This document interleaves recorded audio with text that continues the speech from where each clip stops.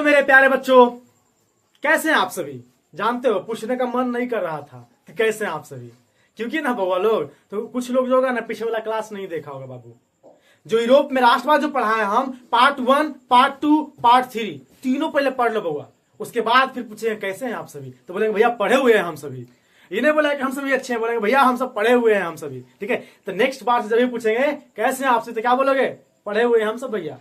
ठीक है, आ जाओ। आज का टॉपिक हम लोग का है यूनान में राष्ट्रीयता का उदय। उससे पहले थोड़ा सा फ्लो पीछे का रिवाइज करते हैं, शॉर्ट क्विक रिवीजन, ताकि उससे फ्लो जुट पाए आगे वाला क्लास में, ये वाला क्लास में। ओके, तो बोलिए भैया, सबसे पहले बताए थे कि यूरोप में राष्ट्रवाद, इसमें क्या बताए थे कि इस राष्ट्रवाद क्या होता है, फिर बताया राष्ट्रवादी भावना का बीजारोपण कहां से हुआ, यूरोप से हुआ। फिर बताया कि उन्नत के रूप में प्रकट कब हुआ, फ्रांसीसी क्रांति के रूप में हुआ। फिर इसी में बताया फ्रांस का आजादी कैसे मिला, वो बताया। फिर हम लोग सीखे बातचीत पार्टी क्या सीखे, उसके बाद हम लोग सीखे इटली का एकीकरण में किसका किसका योगदान था, गैरिबाल्डी, मेजनी, काउंट काबूल और विक्टर इमैनुअल। इन सब सारी चीजों के बारे में हम लोग पढ़ चुके थे।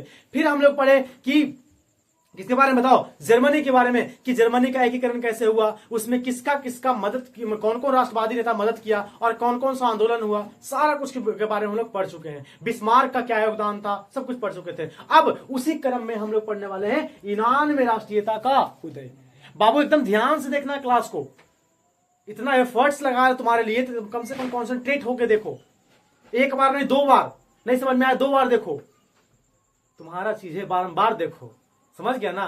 तुम्हारा चीज मतलब तुम्हारा मोबाइल है, बारंबार देखो। ठीक है, तो आते हैं, कुछ नेगेटिव मत सोचना। आ जाओ जी, क्या यूनान में राष्ट्रीयता का उदय। अब जो है बउआ, अब उसी प्रकार से फ्रांसीसी क्रांति हुआ, जब 1830 की क्रांति हुआ फ्रांस में, 1847 की क्रांति जब फ्रांस में हुआ, उसके बाद पूरा यूरोप में, बस फ्रांस ही नहीं, पूरा यूरोप में पूरा यूरोप पे इम्पैक्ट पड़ा, पूरा यूरोप में इम्पैक्ट पड़ा। सब जगह राष्ट्रीयता की भावना प्रकट होने लगा।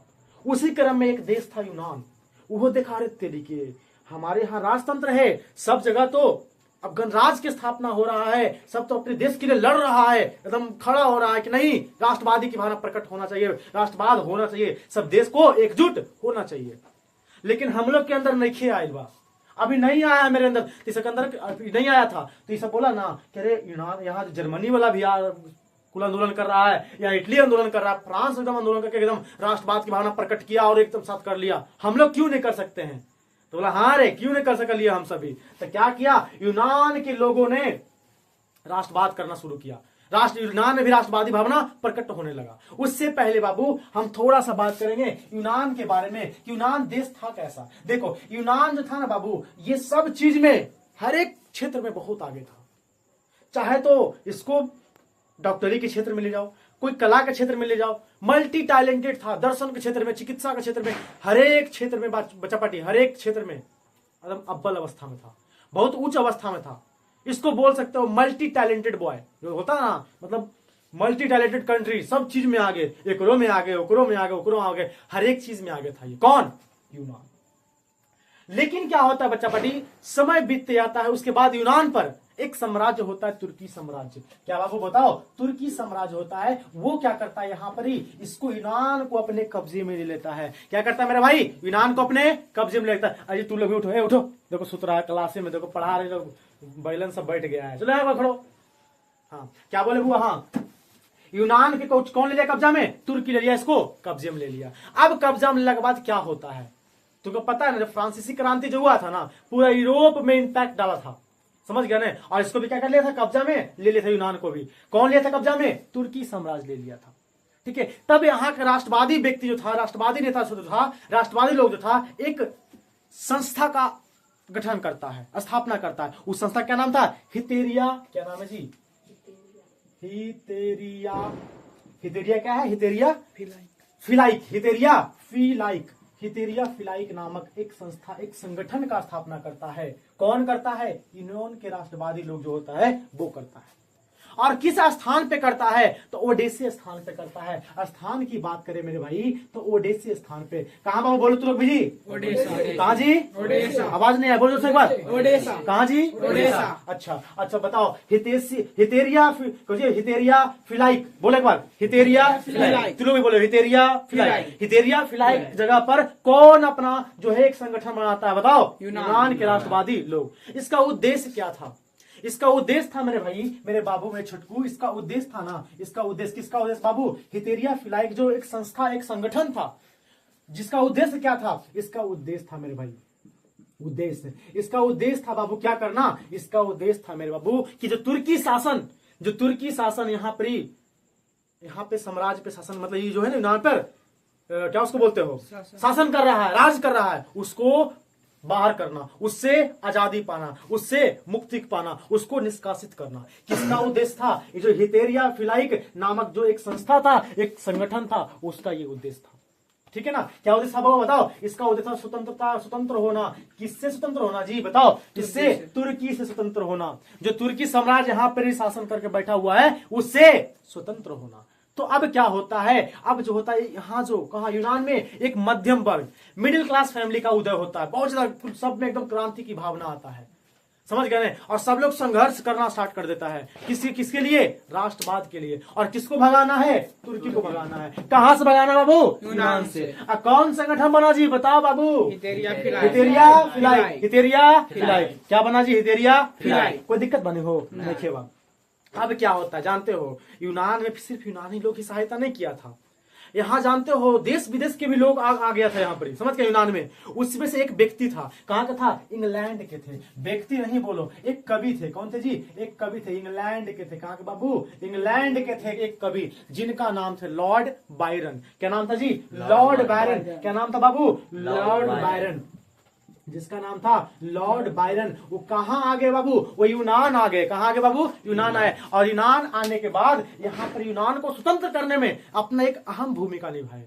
तो बताओ, ये जो लॉर्ड बायरन थे, ये क्या थे? एक कवि थे, एक कविता लिखते थे, ठीक ना? एक कवि थे, और अपनी कविताओं के माध्यम से, किसके माध्यम से? कविताओं के माध्यम से यहाँ यूनान में क्या किए? एक क्रांति फैलाने का काम किए। कौन की क्रांति फैलाने का काम बाबू? बताओ जी। Lord Byron. और क्या होता है? लॉर्ड बायरन का हो जाता है मृत्यु।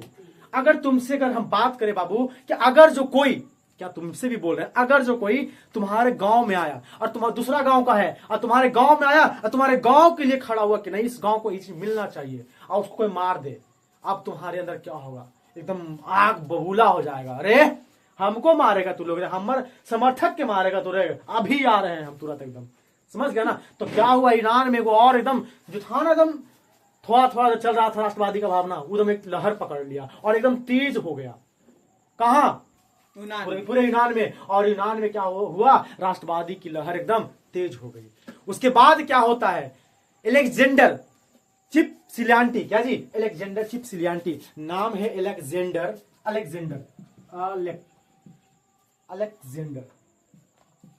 नाम क्या है जी? अलेक्जेंडर क्या है? चिप सिलांटी। क्या नाम है बाबू? Alexander chip सिलांटी। पता है इस नाम जो है थोड़ा उटपटांग था, सोचो ना। तो बाबू लोग हमको दिखा रहे हैं, भैया ये है, देख लीजिए। हम थोड़ा बोलने में दिक्कत, तो बाबू लोग ये अलेक्जेंडर चिप सिलांटी है, वही दिखा रहा था, ठीक ना बाबू? तो यहाँ पे क्या हुआ बताओ? क्या नाम था? Alexander Ypsilanti. वो क्या किया? वहां क्या किया? वहां नेतृत्व किया किसका? यूनान का, ठीक ना? कि यूनान में क्या हो? एक राष्ट्रवादी की और भावना जो है ना और बढ़ चढ़ के हो जाए, और यहाँ पर क्या हो जाए? आजाद हो जाए। कौन आजाद हो बाबू? यूनान। बोलो कौन आजाद जी? यूनान। ठीक है। अच्छा, किसके नेतृत्व में? अलेक्जेंडर चिप सिलियांटी के नेतृत्व में। उसके बाद क्या होता है? लेकिन उस समय मेटरनिक जो था ना, पता है मेटरनिक के बारे में? अरे मेटरनिक जो था ना, अरे यहाँ सिर्फ इटली को नहीं, जर्मनी को सिर्फ नहीं, अरे पूरा यूरोप का तबाह कर रखा था। वो कहीं नहीं चाहता था बउआ कि यहाँ गणराज्य की स्थापना हो। क्या जी? कहीं नहीं चाहता कि किसका स्थापना हो? गणराज्य की स्थापना हो। वो हर जगह क्या चाहता था? राजतंत्र ही राजतंत्र रहे, वो चाहता था। और ये अलेक्जेंडर चिप सिलांटी जो था, जो यूनान का नेतृत्व कर रहा था राष्ट्रवाद की भावना को प्रकट करने में, उसको कौन दबाने का काम किया बाबू? उसको दबाने का काम किया मेटरनिख ने। कौन किया मेरे भाई? मेटरनिख ने किया। कौन किया जी?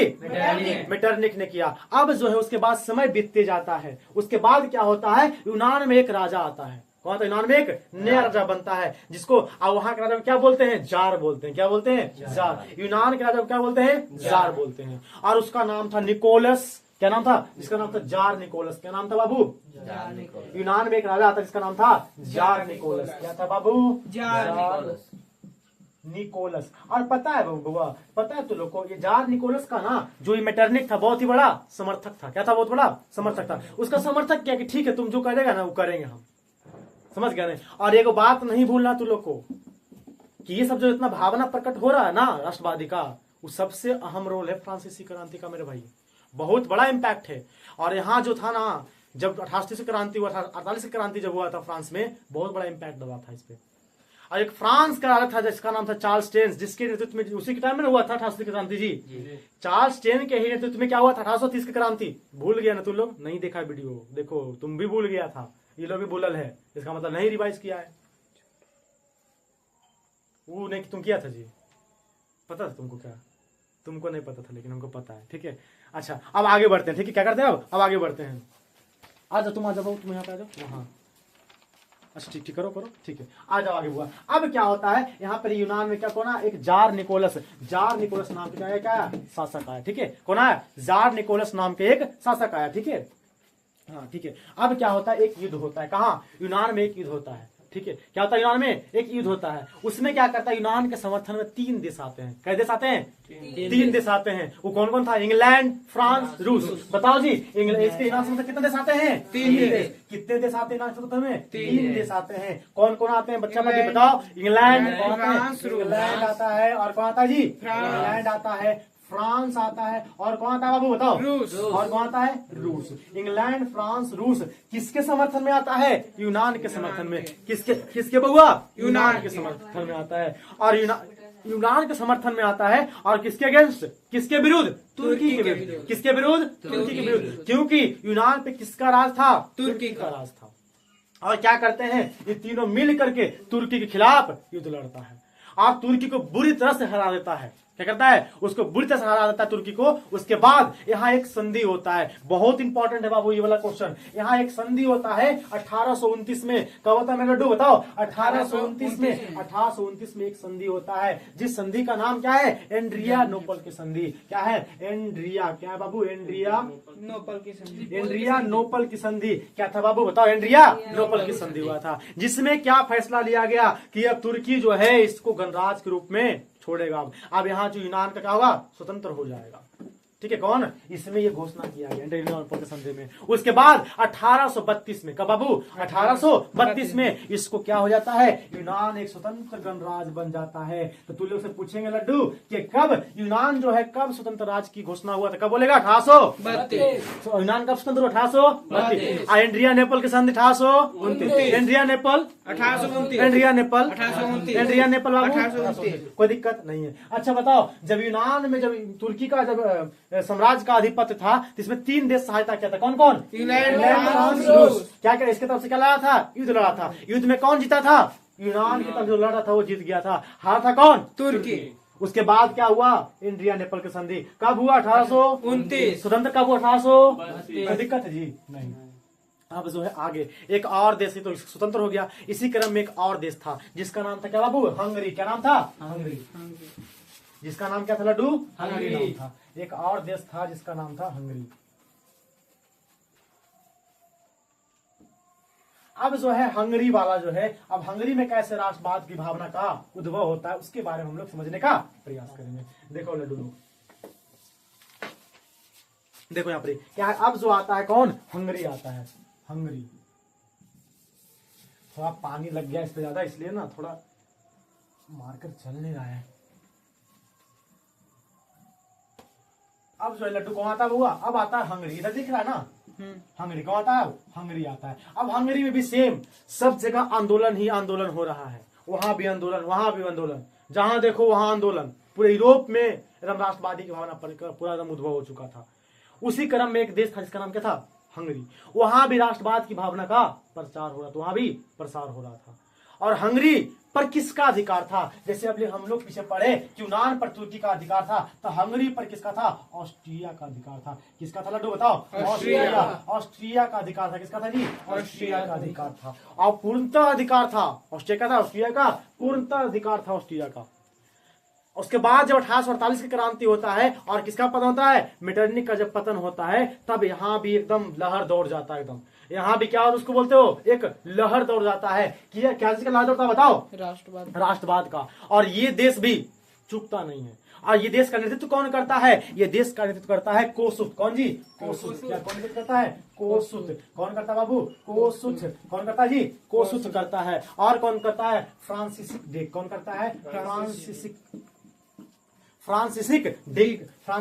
डिक करता है इसका नेतृत्व। और क्या होता है? ये देश भी क्या होता है? आजाद हो जाता है। अब कब होता है स्वतंत्रता? इसको मिलता है 31 मार्च 1848। 31 मार्च 1848 को क्या हो जाता है? स्वतंत्र हो जाता है। तो अभी हम पूछ दे कि यूनान की स्वतंत्रता कब मिला था, तो क्या बोलेगा? 1800। भूल गया? अरे ये मत बोलो रे पगला, ये नहीं पिछला का पूछ। 1832 बताओ यूनान की स्वतंत्रता कब मिला? 1832 में। अच्छा अब ये बताओ हमको कि हंगरी की स्वतंत्रता कब मिला था? 31 मार्च 1848। अच्छा दो नेता था, क्या था नाम? कोसुत और फ्रांसिसिक। अच्छा हंगरी पर किसका पूर्ण अधिकार था? ऑस्ट्रिया का अधिकार था। कोई दिक्कत है जी? नहीं। अब इसी क्रम में एक दो देश और है। एक देश कौन था? पोलैंड था, बोहेमिया था। यहाँ भी सेम वैसे ही हुआ, ठीक ना। तो उतना डिटेल में यहाँ पे उसके बारे में दिया नहीं गया है, तो क्यों बताया तुमको? ज्यादा पढ़ना है? नहीं पढ़ना ज्यादा, जितना एग्जाम में पूछता उतना ही पढ़ो ना, इतना पढ़ लेगा वही काफी है बाबू। अब जो है क्या होता है, जो यूरोप में राष्ट्रवाद हुआ उसका परिणाम जो है, उसका परिणाम पूरे देश पर पड़ा। भारत पर भी इसका परिणाम पड़ा। 1857 का जो क्रांति हुआ उसका बहुत बड़ा इंपैक्ट पड़ा। जब हम तुम लोग को पढ़ाएंगे भारत में राष्ट्रवाद, तो वहां भी इसका परिणाम पड़ा। और हरे लगभग देश में, सिर्फ यूरोप ही नहीं, एशिया में और भी देशों में इसका परिणाम पड़ा। और एक शासक था भारत का जिसका नाम था मैसूर का शासक था, जिसका नाम था टिप्पू सुल्तान। वो भी बहुत इंप्रेस हुआ था किससे? फ्रांसीसी क्रांति से। समझ गया? बहुत इंप्रेस्ड हुआ था। और जानते हो नेपोलियन बोनापार्ट का बहुत बड़ा समर्थक था वो। समझ गया ना? कौन? टीपू सुल्तान। ठीक है। और 1857 क्रांति तो बता ही दिए कि भारत पर इसका बहुत बड़ा परिणाम भी पड़ा था, इंपैक्ट पड़ा था। अब जो है मेरे भाई, अब तू लोग के लिए जो है चैप्टर हो गया द एंड, चैप्टर हो गया समाप्त। लास्ट पार्ट था यूरोप में राष्ट्रवाद का। अब क्या करेंगे तू लोग के लिए हम VBI क्वेश्चन। और क्वेश्चन देखोगे ना बच्चा पार्टी, मजा आ जाएगा एकदम डिस्कशन में। एक डिफरेंट वे लगेगा, अरे ये क्या हो रहा है, एक नया तरीका, एक नया मोड़, एक नए जज्बा, एक नया उमंग। बहुत मजा आने वाला है क्वेश्चन में। और एक क्वेश्चन लेंगे उसका पोस्टमार्टम करेंगे एकदम पूरा हम, ठीक ना। तो क्वेश्चन देखना मत भूलना, पूरा रिवाइज भी हो जाएगा साथ साथ में तू लोग को, ठीक ना। बढ़िया से एकदम रिवीजन हो जाएगा। और इसके बाद वाला जो डालेंगे ना VBI क्वेश्चन के डालेंगे थंबनेल में, VBI क्वेश्चन क्लास 10th करता उड़ा देना तू लोग को। और यहाँ भी जो बैठा हुआ है वो लोग भी सब साथ में बोलना है क्वेश्चन का, ठीक है। तो नेक्स्ट पार्ट में आते हैं, अब क्वेश्चन के साथ मिलते हुआ। Thank you, bye bye, tata. अब कल मिलते हैं। और सबसे पहले जो नहीं देखा ना भाई, पिछला वीडियो देखो यार, बहुत मजा आएगा जी, बहुत फायदा होने वाला। तू लोग को समझो ना, कब से समझा रहे हैं हम। ओके बाबू, बाकी तुम लोग बहुत समझदार लड़का है। Thank you so much. कल मिलते हैं अगले नेक्स्ट वीडियो में।